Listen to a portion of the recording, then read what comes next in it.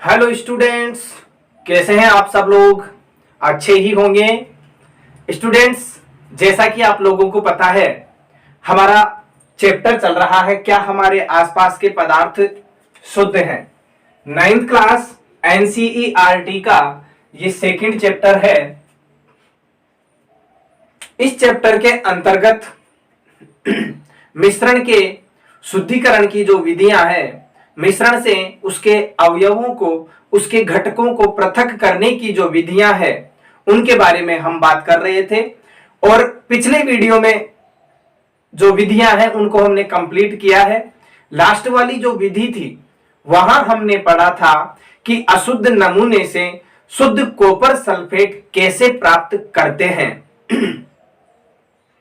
आज हम बात करेंगे इसी चैप्टर के अंतर्गत एक नए टॉपिक के बारे में। उस टॉपिक का नाम है भौतिक एवं रासायनिक परिवर्तन। भौतिक एवं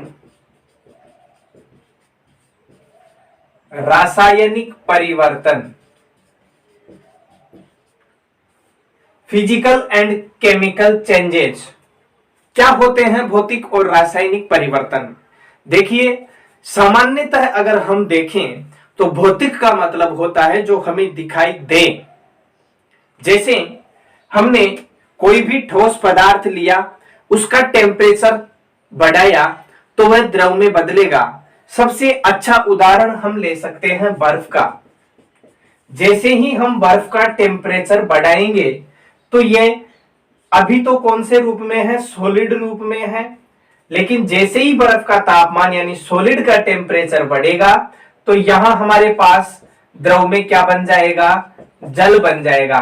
तो इस चीज को हम देख रहे हैं, इस परिवर्तन को हम स्पष्ट देखते हैं। जैसे यहां पर बर्फ थी, बर्फ को तापमान दिया, तापमान बढ़ाया, तापमान बढ़ाने से ये किसमें परिवर्तित हुआ? पदार्थ की दूसरी अवस्था जो है द्रव, उसमें परिवर्तित हुआ है। यानी बर्फ से जल बनने की जो प्रोसेसिंग है, इसको हमने देखा तो हम कह सकते हैं कि ये क्या है? एक भौतिक परिवर्तन है। यानी जिस परिवर्तन को हम देख सके वह भौतिक परिवर्तन होता है। इसके और तथ्य अभी हम जानेंगे एक एक करके। ये तो मैंने सिर्फ बताया है आप लोगों को कि पहचान हम कैसे करेंगे भौतिक और रासायनिक परिवर्तन की। तो पहले हम भौतिक परिवर्तन की परिभाषा लिख सकते हैं कि वे परिवर्तन जिसमें पदार्थ के भौतिक गुण तथा अवस्था में परिवर्तन होता है। तो पहले हम लिखेंगे भौतिक परिवर्तन।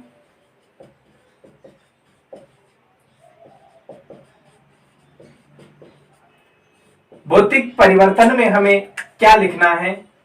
हम लिखेंगे भौतिक परिवर्तन की परिभाषा और इसके कुछ उदाहरण लिखेंगे। लिखिए, वे परिवर्तन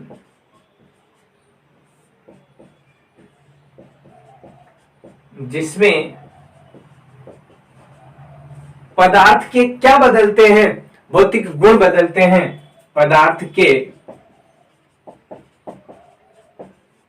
भौतिक गुण, पदार्थ के वे परिवर्तन जिनमें या जिसमें पदार्थ के भौतिक गुण तथा अवस्था में परिवर्तन होता है, तथा अवस्था में परिवर्तन होता है।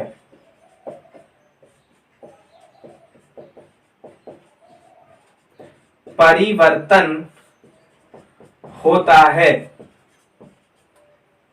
परिवर्तन होता है क्या कहलाते हैं? भौतिक परिवर्तन कहलाते हैं। और यहां आगे हम और लिख सकते हैं थोड़ा सा कि परंतु रासायनिक गुणों में कोई परिवर्तन नहीं होता है। परंतु रासायनिक गुणों में कोई परिवर्तन नहीं होता है। कोई परिवर्तन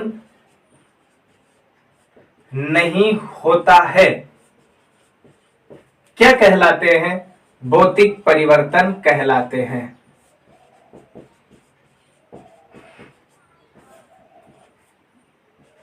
भौतिक परिवर्तन कहलाते हैं। यानी हम देख सकते हैं इसकी परिभाषा में कि ऐसे परिवर्तन जिसमें पदार्थ के कौन से गुण भौतिक गुण परिवर्तित होंगे, और भौतिक गुण का मतलब है जिनको हम स्पष्ट देख सकें, हमें दिखाई दे परिवर्तन होता हुआ, तथा अवस्था में परिवर्तन होता है, एक अवस्था से दूसरी अवस्था, दूसरी अवस्था से तीसरी अवस्था में पदार्थ जाएं, बदलें, परंतु रासायनिक गुणों में कोई परिवर्तन नहीं होता है। परंतु हम कह सकते हैं कि रासायनिक गुण जो हैं उनमें कोई परिवर्तन नहीं होता है। तो ऐसे परिवर्तनों को हम क्या कहते हैं? भौतिक परिवर्तन कहते हैं। इसकी परिभाषा को हम एक बार और देखते हैं कि वे परिवर्तन जिसमें पदार्थ के भौतिक गुण तथा अवस्था में परिवर्तन होता है, परंतु रासायनिक गुणों में कोई परिवर्तन नहीं होता है, भौतिक परिवर्तन कहलाते हैं। भौतिक परिवर्तन जो है, इसके जो गुण होंगे उसका हम क्या कर सकते हैं? अवलोकन कर सकते हैं। तो भौतिक गुणों का अवलोकन कर सकते हैं, ऐसा हम इसके नीचे लिख सकते हैं कि भौतिक गुणों का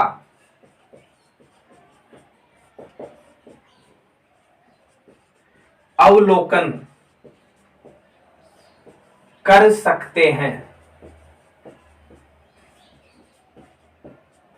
अब यहां देखना यह है कि यहां जो भौतिक गुण मैंने लिखा है, ये भौतिक गुण है कौन कौन से? जैसे सबसे पहले हम देखें रंग। अगर एक पदार्थ का रंग परिवर्तित हो जाता है तो उसको हम स्पष्ट देखते हैं, तो वह भौतिक परिवर्तन के अंतर्गत आएगा। पदार्थ की कठोरता, कोई कठोर पदार्थ मृदुल पदार्थ में परिवर्तित हो जाता है तो वो भी क्या होता है? भौतिक परिवर्तन होता है। दृढ़ता, कोई दृढ़ पदार्थ है और वह नरम हो जाता है तो वह भी क्या है? भौतिक परिवर्तन है। एक होता है बहाव, बहने का जो गुण होता है वह। एक होता है घनत्व, भाई घनत्व में अगर परिवर्तन हो गया तो वो भी क्या है? एक भौतिक परिवर्तन है। और हम लिख सकते हैं गलनांक व क्वथनांक।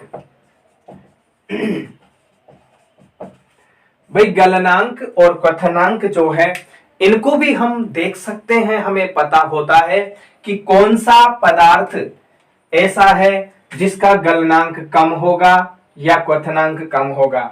इतना तो हम जानते ही हैं और पहचान भी सकते हैं कि कोई पदार्थ कितने तापमान तक, यानी उनकी तुलना तो हम कर ही सकते हैं। मान लीजिए 1 नंबर और 2 नंबर कोई पदार्थ है। पहला पदार्थ है जिसको हमने देखा तो लगा कि ये कम तापमान पर ही अपनी अवस्था को परिवर्तित कर लेगा और इसको अधिक तापमान देना पड़ेगा। तो हम कह सकते हैं कि इसका गलनांक 1 नंबर वाले का गलनांक कम होगा, 2 नंबर वाले का गलनांक अधिक होगा। ऐसे ही क्वथनांक के बारे में हम देख सकते हैं कि जैसे A और B कोई पदार्थ हैं, द्रव अवस्था में दोनों हैं। अब ये तो क्या है? कम तापमान पर ही पिघल जाता है। इसको पिघलाने के लिए इसको जैसे द्रव में है तो इसको हम कम तापमान देंगे, उसमें ही ये वाष्पित होने लग जाता है, और इसको अधिक तापमान देंगे तो वाष्पित होगा। यानी इसका जो क्वथनांक है वो क्या होगा? कम होगा। और B वाला पदार्थ जो है इसको अधिक गर्म करने पर वाष्पित होगा, तो इसका क्वथनांक भी क्या होगा? अधिक होगा। ये तो हम अनुमान लगा ही सकते हैं। भौतिक परिवर्तन जो है, परिवर्तन का कारण हटाने पर, भौतिक परिवर्तन के लिए हम कह सकते हैं कि इस परिवर्तन का जो कारण है वो हटाने पर पुनः मूल पदार्थ प्राप्त होता है। इसको हमें लिखना होगा कि भौतिक परिवर्तन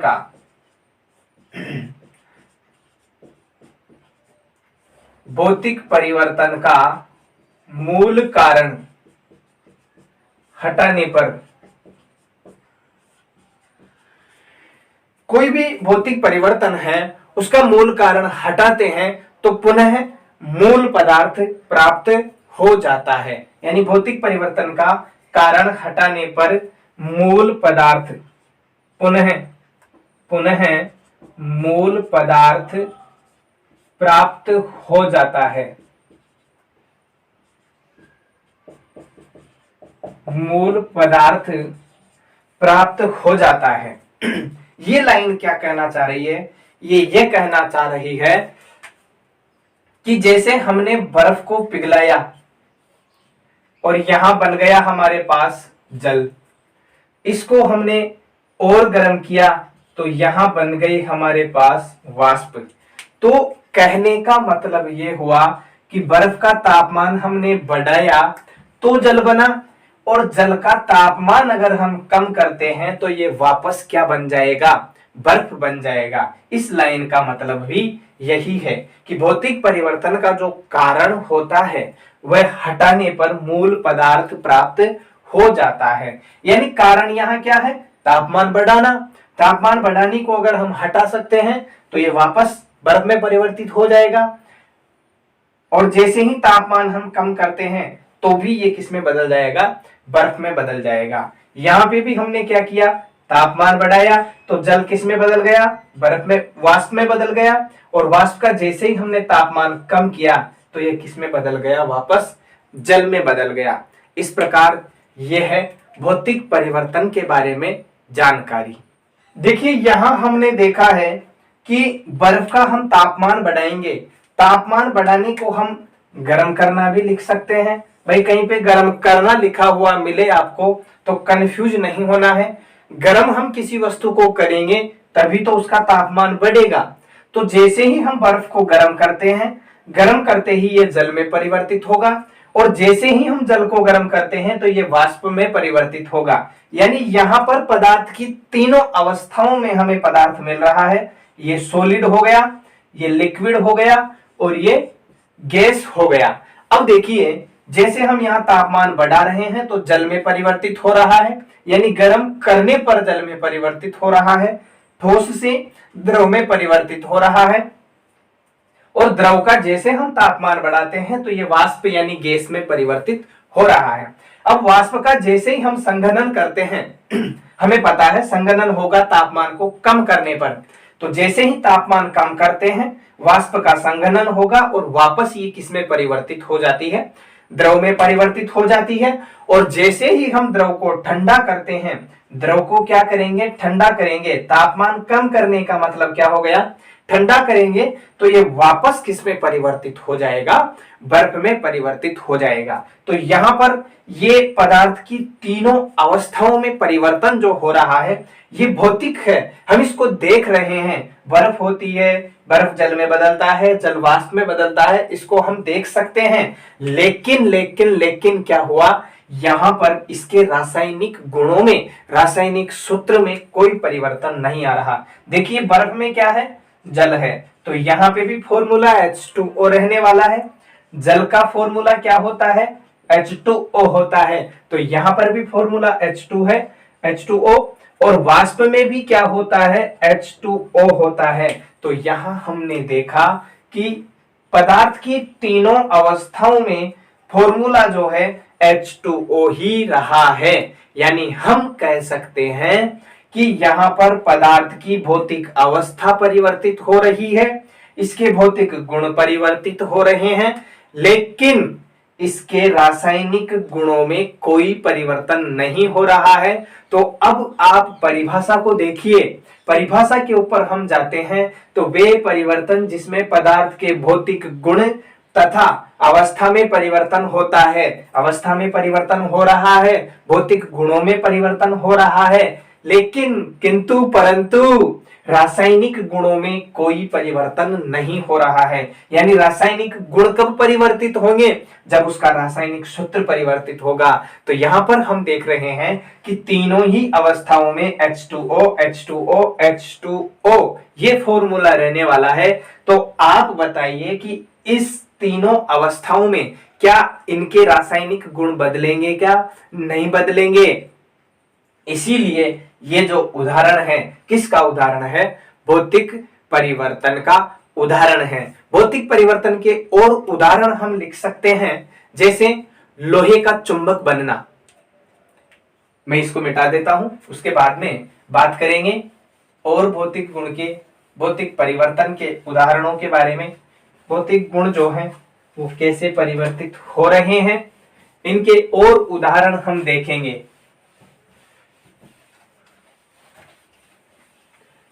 अभी हमने देखा बर्फ का जल में बदलना, जल का वाष्प में बदलना और वापस वाष्प से जल और जल से बर्फ बनना। ये कैसा परिवर्तन है? भौतिक परिवर्तन है। इसके और उदाहरण हम देखें। देखो, लोहे का चुंबक बनना या लोहे से चुंबक बनना एक ही बात है ना, लोहे का चुंबक बनना। अब देखिए इसमें भौतिक परिवर्तन कैसे हुआ। मान लीजिए आपने ये कोई चुंबक का टुकड़ा लिया और ये कोई लोहे का गोला है, या हम कह सकते हैं कि लोहे की कोई पत्ती है। अब जब इसको आपस में रगड़ेंगे तो रगड़ने पर क्या होगा? घर्षण होगा। घर्षण से आवेशों का स्थानांतरण होगा। तो इस चुंबक से, इस मैग्नेट से इस आयरन की पत्ती में क्या होंगे? चुंबकत्व के गुण, चुंबक के जो गुण हैं, आकर्षण के जो गुण हैं वो स्थानांतरित हो जाएंगे।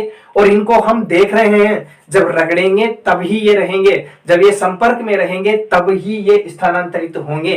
तो लोहे का चुंबक बनना कैसा परिवर्तन है? भौतिक परिवर्तन है। इसको हम देख सकते हैं। दूसरा उदाहरण हम ले सकते हैं नौशादर का ऊर्ध्वपातन। ऊर्ध्वपातन की जो विधि आपने पढ़ी है वहां पर मैंने बताया था कि ऊर्ध्वपातन क्या होता है।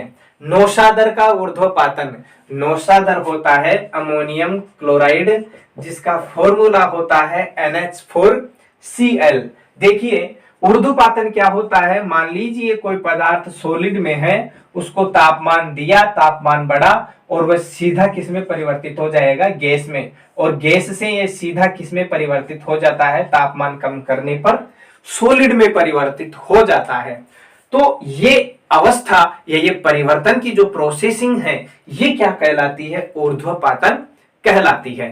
तो नौशादर का ऊर्ध्वपातन जो हो रहा है उसको हम स्पष्ट देख सकते हैं। ऊर्ध्वपातन की विधि में हमने देखा था, एक पात्र कटोरी ली थी, कटोरी के ऊपर उल्टी कीप रखी थी, नीचे से इसका टेम्परेचर बढ़ाया था और टेम्परेचर बढ़ाने पर यहाँ जो नौशादर थी वो ऊपर वाष्पित होकर ऊपर जाने लगी थी और जैसे ही इस कीप की सतह से टकराई, इसकी सतह पर ठोस रूप में हमें वापस नौशादर प्राप्त हुआ था। तो इसको हम देख सकते हैं, यानी हमें ये दिखाई दे रहा है नौशादर का ऊर्ध्वपातन जो है वो कैसा परिवर्तन है? एक भौतिक परिवर्तन है। यानी ये लग तो रासायनिक क्रिया के जैसा, यानी क्रिया कौन सी कर रहे हैं हम? रासायनिक क्रिया कर रहे हैं। लग भी हमें ऐसा ही रहा है, प्रक्रिया, ये क्रियाकलाप जब हम करेंगे तो हमें ऐसा लगेगा कि हम कोई रासायनिक प्रैक्टिकल कर रहे हैं, रासायनिक एक्सपेरिमेंट कर रहे हैं। लेकिन हमें ध्यान रखना है कि नौशादर का ऊर्ध्वपातन जो है प्रक्रिया कैसी है? प्रक्रिया है फिजिकल चेंजेस वाली जो प्रक्रिया है वो है। इसमें और उदाहरण हम देख सकते हैं, शक्कर का पानी में विलय। शक्कर का पानी में विलय होना। देखिए भाई, शक्कर को हम जैसे ही पानी में डालते हैं तो वह क्या हो जाती है? उसमें घुल जाती है। इस चीज को हमने देख लिया है, पहले जान लिया है कि जैसे इस पात्र में हमने क्या लिया? यहाँ पे जल लिया और इधर से हमने डाल दी क्या? शक्कर। अब इस शक्कर को जैसे ही हम जल में डालेंगे तो जल में डालने पर जल क्या है? एक विलायक है और विलायक का गुण होता है विलेयी पदार्थ को खुद में मिलाने के लिए, वो मिलाने का प्रयत्न करता है। तो जल क्या करेगा? इस शक्कर को क्या करेगा? इसमें जल में घोलेगा और घोलने पर क्या बन जाएगा भाई? एक विलयन बन जाएगा। अब ये जो परिवर्तन हो रहा है, देखिए यहाँ पर शक्कर कौन से रूप में थी? सॉलिड रूप में थी और यहाँ पर जैसे ही जल में घुलती है ये किसमें परिवर्तित हो जाती है? लिक्विड में परिवर्तित हो जाती है। तो इस परिवर्तन को हम साफ देख सकते हैं, हम समझ सकते हैं, इसको देख सकते हैं, इसको साफ हम देख रहे हैं। इसके रासायनिक गुणों में कोई परिवर्तन नहीं हो रहा है। जल का जो रासायनिक सूत्र है वो H2O ही रहने वाला है, शक्कर का C6H12O6 ही रहने वाला है, यानी ग्लूकोज जो है वो रहने वाला है। तो यहां हम देख सकते हैं कि ये जो परिवर्तन हो रहा है ये कैसा है, यह एक भौतिक परिवर्तन है। तो शक्कर का पानी में विलय होना यह भी कैसा उदाहरण है, भौतिक परिवर्तन का उदाहरण है। अब हम बात करते हैं भौतिक परिवर्तन के गुणों के बारे में कि भौतिक परिवर्तन के गुण कौन कौन से हैं, कैसे हम पहचाने। वैसे ये जो परिभाषा और उदाहरण हमने पढ़े इनसे हमें पता तो चल गया है कि भौतिक परिवर्तन को हम कैसे पहचान सकते हैं।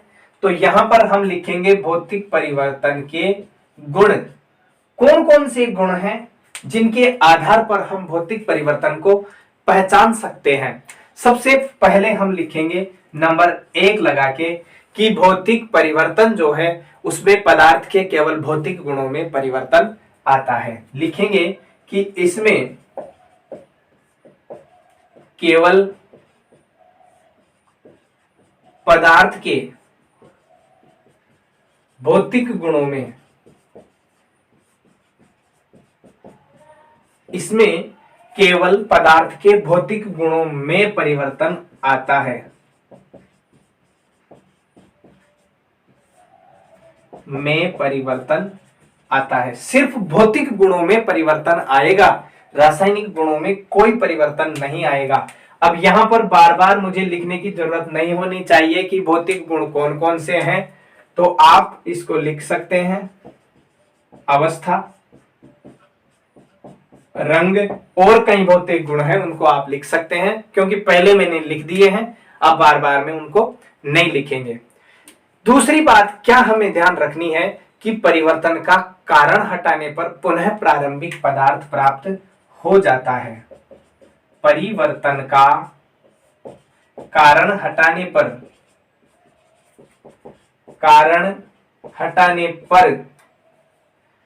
परिवर्तन का कारण हटाने पर पुनः प्रारंभिक पदार्थ प्राप्त हो जाता है। हम कह सकते हैं कि किसी एक पदार्थ को हम दूसरे पदार्थ में परिवर्तित कर रहे हैं तो उसके लिए जिस कारण को हम ले रहे हैं, जो मुख्य कारक है उसको परिवर्तित जो कर रहा है, अगर उसको हम हटा दें तो वापस पुनः हमें क्या होगा, प्रारंभिक पदार्थ प्राप्त हो जाता है। इसी कड़ी में हम तीसरा बिंदु लिख सकते हैं कि यह एक स्थायी होगा या अस्थायी होगा। इस चीज को आप खुद भी समझ सकते हैं। देखिए स्थायी और अस्थायी में डिफरेंस क्या होता है। स्थायी तो वो होता है कि एक बार चेंजेज हो गया, वापस उसमें कोई चेंज नहीं होगा, यानी उसको प्रारंभिक अवस्था में वापस नहीं लाया जा सकता। लेकिन देखिए हमने जो दूसरा बिंदु लिखा है उसमें लिखा है कि परिवर्तन का कारण हटाने पर पुनः प्रारंभिक पदार्थ प्राप्त हो जाता है। मान लीजिए ये कोई ए पदार्थ है, इससे पदार्थ बी बना है और वापस इससे ए बन सकता है, तो ये एक कैसा परिवर्तन हो गया, अस्थायी परिवर्तन है। अस्थायी परिवर्तन है। कैसे है अस्थायी परिवर्तन, इस चीज को आप समझ चुके हो कि एक बार चेंजेज हो गया तो उसको वापस चेंजेज हम, यानी ए से बी और बी से ए कोई पदार्थ है उससे बी हमने पदार्थ प्राप्त किया, तो बी पदार्थ से वापस हम ए पदार्थ भी प्राप्त कर सकते हैं। तो ये इसीलिए कैसा परिवर्तन है, अस्थायी परिवर्तन है। चौथा बिंदु हम लिख सकते हैं इसके गुणों में कि इसमें नए पदार्थ का निर्माण नहीं होता है। नए पदार्थ का निर्माण नहीं होता है, नया पदार्थ इसमें नहीं बनता है। देखिए नए पदार्थ का निर्माण, अब आप कहोगे कि सर आपने बर्फ को पिघलाया था तो बर्फ से जल बन गया था, तो ये नया पदार्थ ही तो है, जल नया पदार्थ है क्या? ऐसा कुछ नहीं है। देखिए बर्फ में भी तो क्या होता है, जल ही होता है, बस उसकी अवस्था परिवर्तित हुई हो रहती है। यानी यहां पर इसकी अवस्था जो है वो सॉलिड रहती है और यहां पर इसकी अवस्था कौन सी होती है, लिक्विड होती है। तो यहां पे ध्यान हमें ये रखना है कि बर्फ को पिघलाने पर इसकी अवस्था तो परिवर्तित हो रही है, सॉलिड से लिक्विड में परिवर्तित हो रहा है, लेकिन इसके जो रासायनिक गुण हैं उनमें कोई परिवर्तन यहां पर नहीं हो रहा है और कोई नया पदार्थ नहीं बन रहा है। इसलिए ये कैसा परिवर्तन है, भौतिक परिवर्तन है। तो देखिए भौतिक परिवर्तन के 4 गुण हमने देखे हैं, इनको एक बार रिपीट करते हैं कि इसमें केवल पदार्थ के भौतिक गुणों में परिवर्तन आता है, होता है। भौतिक गुण कौन कौन से हैं, जैसे अवस्था है, रंग है, इनमें परिवर्तन होता है।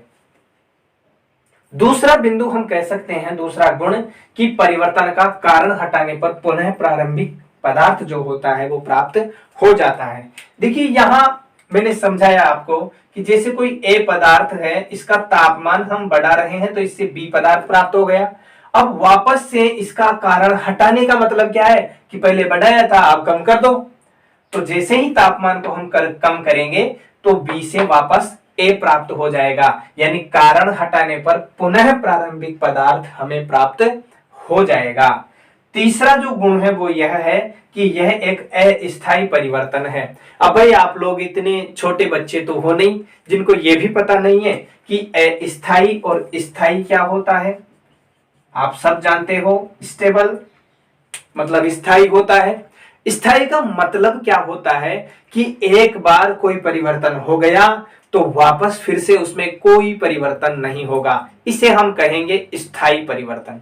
तो देखिए भाई ये अस्थायी है, तो अस्थायी का मतलब साफ साफ ये कह रहा है कि एक बार परिवर्तन हो गया तो उसको बार बार परिवर्तित हम कर सकते हैं और नए पदार्थ का निर्माण नहीं होता है, नया पदार्थ बनता ही नहीं है। तो सही बात है, हम बर्फ को पिघलाएंगे जल बनेगा, क्या नया पदार्थ बना क्या? आप दिमाग में ये गलतफहमी मत रखना कि सर पहले तो बर्फ थी फिर जल बन गया, और जल को अगर और गर्म हम कर रहे हैं तो यहाँ पर हमें वाष्प प्राप्त हो जाती है, तो यहाँ हमें नया पदार्थ प्राप्त हो रहा है, ऐसा मत सोचना। यहाँ नया पदार्थ प्राप्त नहीं हो रहा है, नया पदार्थ यहाँ पे बन ही नहीं रहा, सिर्फ अवस्था ही तो परिवर्तित हो रही है। अभी लास्ट उदाहरण हमने देखा था, ठोस, द्रव, गैस, बर्फ, जल, वाष्प, वहां पे तीनों के जो रासायनिक सूत्र हमने देखे थे वो हमने देखे थे H2O, H2O और H2O। तो आप ये बताइए कि इनके रासायनिक गुणों में कोई परिवर्तन हुआ क्या? नहीं हुआ। तो रासायनिक गुणों में परिवर्तन नहीं हुआ तो नया पदार्थ भी यहां नहीं बन रहा है, और इसी वजह से हम इस चेंजेज को किस में रखते हैं? फिजिकल चेंजेज में रखते हैं, भौतिक परिवर्तन के अंतर्गत रखा जाता है। तो इस प्रकार भौतिक परिवर्तन जो है वो होता है कंप्लीट। भौतिक परिवर्तन के बाद में हम बात करेंगे रासायनिक परिवर्तन के बारे में, केमिकल चेंजेज के बारे में। भौतिक परिवर्तन में हमने देखे हैं इसके चारों गुण, और चारों गुणों में हमें मुख्य जो गुण याद रखना है वो यह है कि इसमें पदार्थ की केवल और केवल भौतिक अवस्था परिवर्तित होती है। दूसरा हमारे पास आता है रासायनिक परिवर्तन, हम कह सकते हैं रासायनिक परिवर्तन या केमिकल चेंजेज जो है वो है। ठीक है, हम बात करेंगे अब रासायनिक परिवर्तनों के बारे में। तो देखिए भाई भौतिक परिवर्तन में हमने देखा कि भौतिक अवस्था परिवर्तित होती है, भौतिक गुण परिवर्तित होते हैं, परंतु रासायनिक गुणों में कोई परिवर्तन नहीं होता है। तो यहां पर रासायनिक परिवर्तन में क्या रासायनिक गुणों का चेंजेज होगा? तो आपका आंसर होना चाहिए यस, कि हाँ यहां पर रासायनिक गुणों में परिवर्तन होगा। तो इसकी डेफिनेशन हम लिख सकते हैं कि वे परिवर्तन जिसमें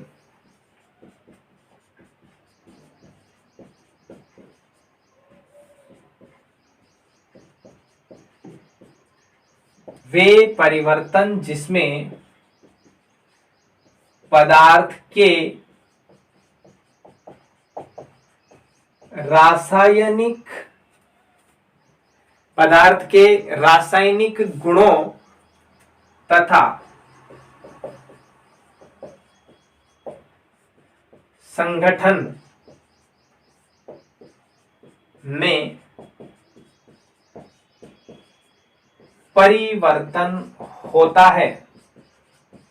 भाई क्या कहा हमने कहा कि वे परिवर्तन जिसमें पदार्थ के रासायनिक गुण तथा संगठन में परिवर्तित होता है, लेकिन एक बात और हमें ध्यान रखनी है, तथा नया पदार्थ बनता है, तथा नया पदार्थ बनता है। इन्हें हम क्या कहेंगे? रासायनिक परिवर्तन कहेंगे। बनता है, रासायनिक परिवर्तन कहलाते हैं। रासायनिक परिवर्तन कहलाते हैं। क्या हमारे सामने परिभाषा आ गई कि वे परिवर्तन जिसमें पदार्थ के रासायनिक गुणों तथा रासायनिक संगठन जो है उसमें परिवर्तन होता है और नया पदार्थ बनेगा। इस बात को हमें ध्यान रखना है कि नया पदार्थ बनता है और ये रासायनिक परिवर्तन कहलाते हैं। रासायनिक परिवर्तन में परिवर्तन का कारण हटाने पर प्रारंभिक पदार्थ प्राप्त होना जरूरी नहीं है। ये लाइन भी हमें लिखनी है कि रासायनिक परिवर्तन में रासायनिक परिवर्तन में परिवर्तन का कारण हटाने पर प्रारंभिक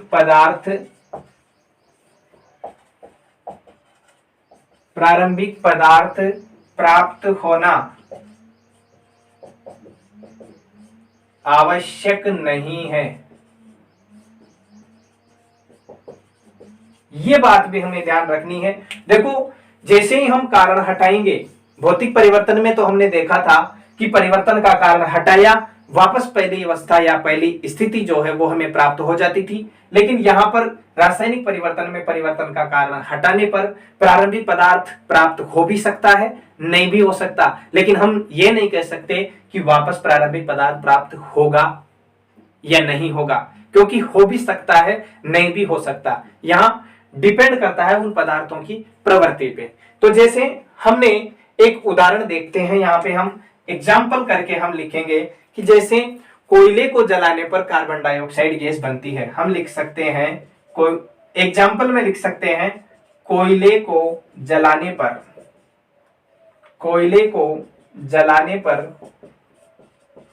कार्बन डाइऑक्साइड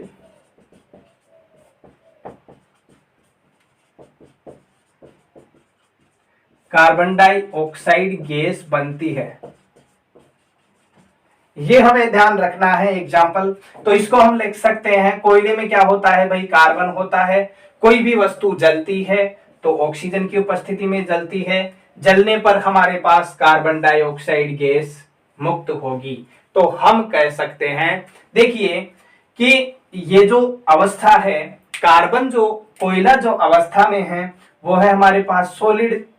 ऑक्सीजन की बात करें तो सब जानते हैं ऑक्सीजन गैस है, तो गैसीय अवस्था होगी।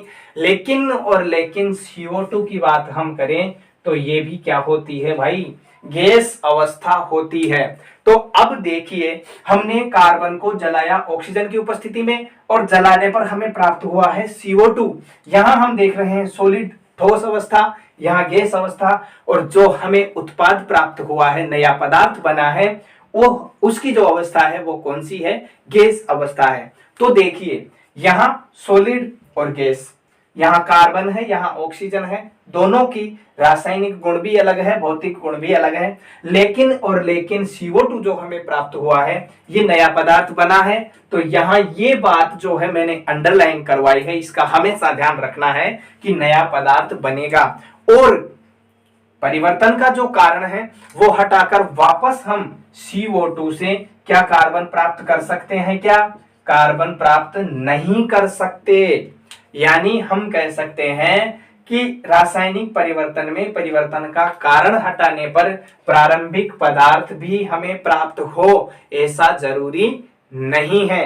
इसके और कुछ एग्जाम्पल हम लिख सकते हैं, जैसे दूध से दही जमना, दूध से दही जमना।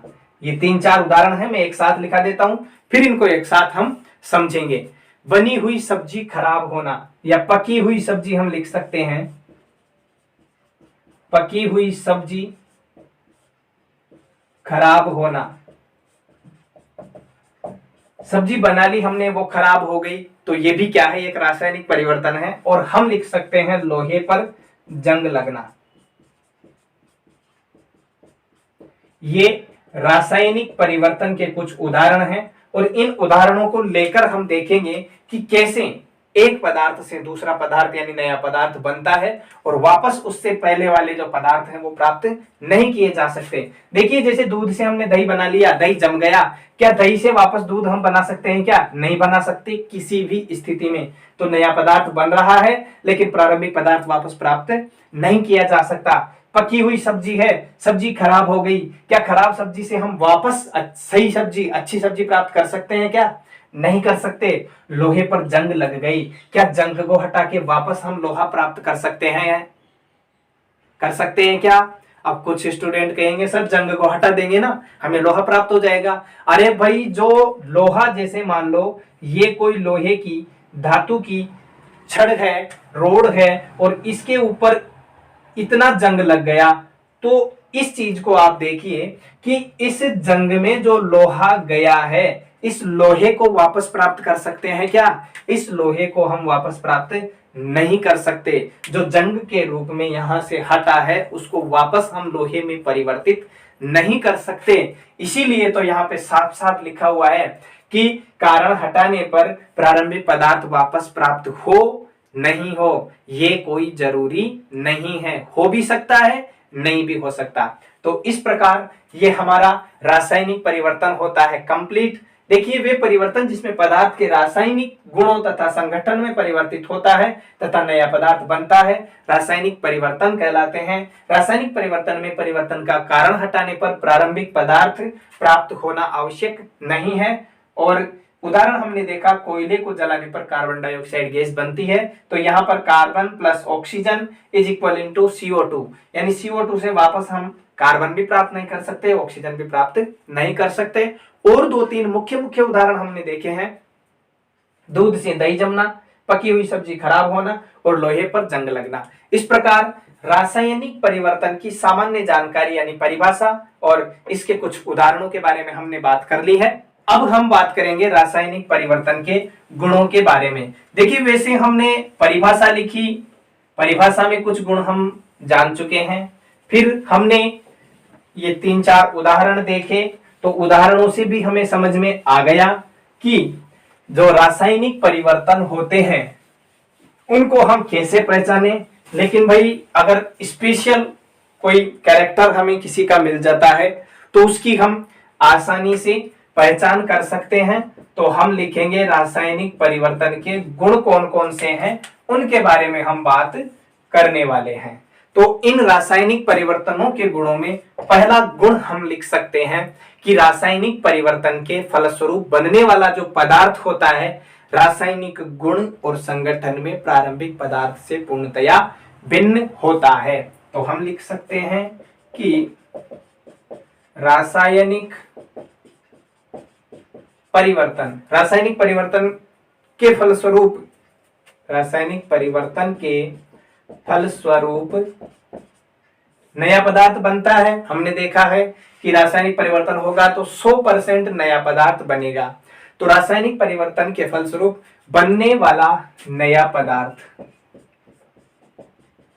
बनने वाला नया पदार्थ क्या होगा? नया पदार्थ रासायनिक गुण और संगठन में, इधर लिख सकते हैं अपन, रासायनिक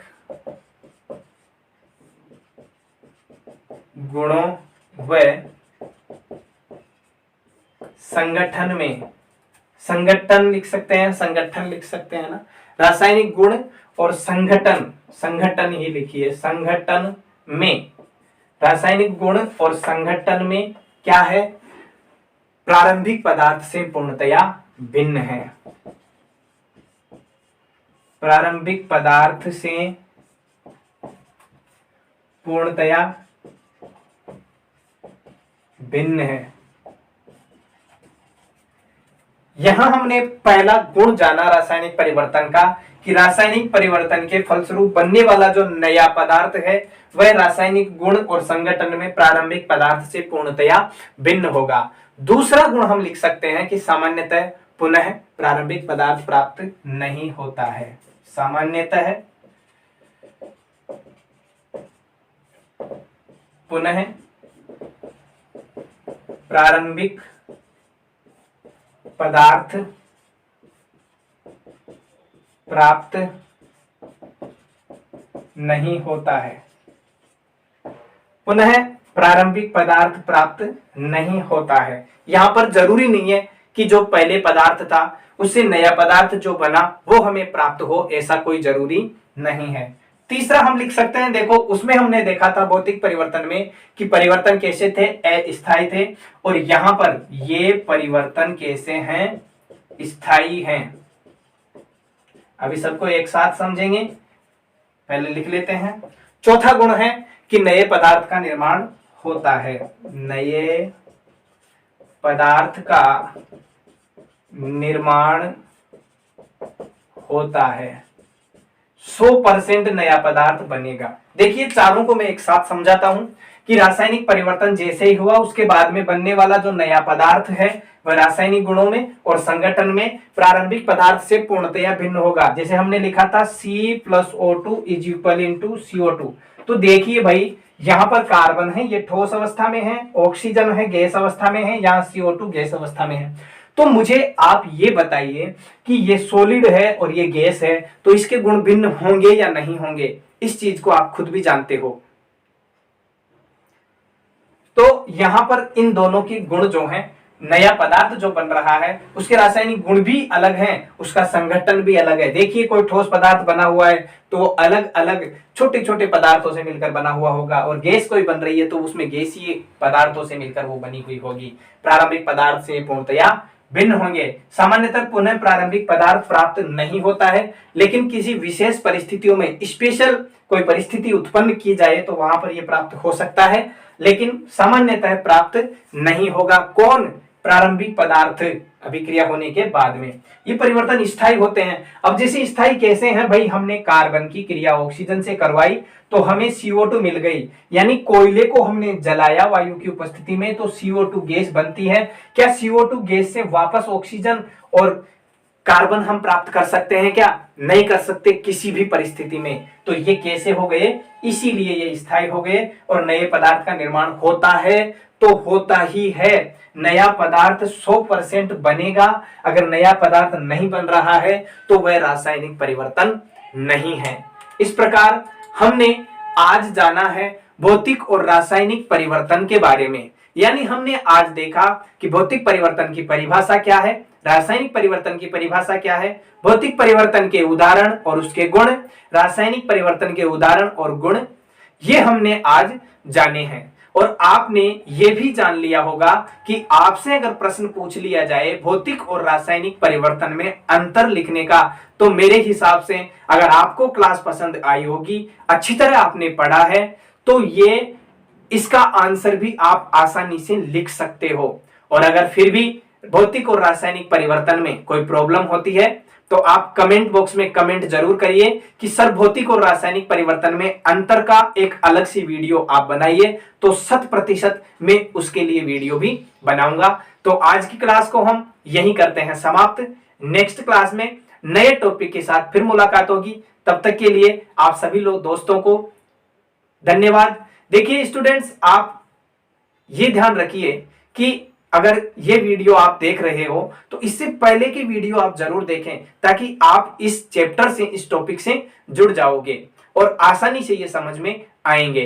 तो वीडियो अच्छा लगता है तो वीडियो को लाइक करें, अपने दोस्तों में शेयर करें, और वीडियो अगर आपके लिए अच्छा साबित होता है, आपको खुद को पूरा वीडियो देखने के बाद में आपके मन से आवाज आती है कि ये वीडियो हमारे लिए अच्छा है, तो राइट साइड में रेड कलर में सब्सक्राइब लिखा हुआ है, तो उस पर आप क्लिक करके, और क्लिक करते ही घंटी का ऑप्शन आएगा, घंटी का ऑप्शन आपको दबाना है और ऑल पे आपको क्लिक करना है। अब इससे होगा क्या, इससे आपको एक बेनिफिट होगा कि नेक्स्ट टाइम जैसे ही मैं वीडियो अपलोड करता हूं तो उसकी सूचना सबसे पहले आपको मिलेगी। तो अगर आप चाहते हैं कि इस चैनल के वीडियो सबसे पहले आपको मिले, आपको देखने को मिले, तो आप चैनल को सब्सक्राइब करके बेल का आइकन जरूर दबाएं। वीडियो को अंत तक देखने के लिए आप सभी दोस्तों का, आप सभी स्टूडेंट्स का बहुत बहुत धन्यवाद। आज की क्लास यहीं समाप्त करते हैं, नेक्स्ट क्लास में फिर मिलेंगे, तब तक के लिए अलविदा। घर पर रहें, सुरक्षित रहें।